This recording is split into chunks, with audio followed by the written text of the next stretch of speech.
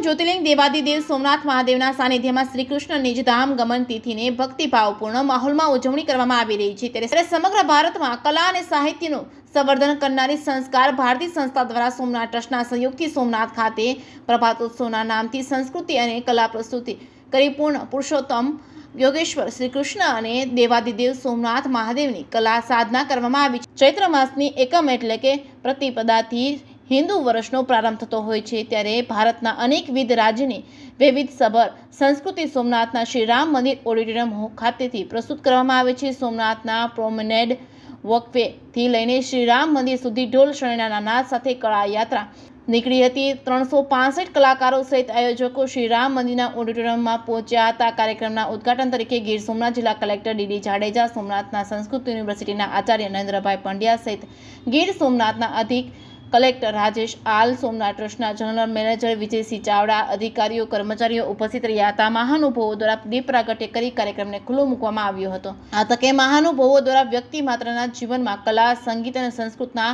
મહત્વ વિશે ઉદ્બોધન કરવામાં આવેલ છે। કલાની અનિવાર્યતા વિશે સૌને માહિતી આપવામાં આવેલ છે। જે કે ન્યૂઝ ગુજરાતી સાથે મહેશ વાજા, સોમનાથ।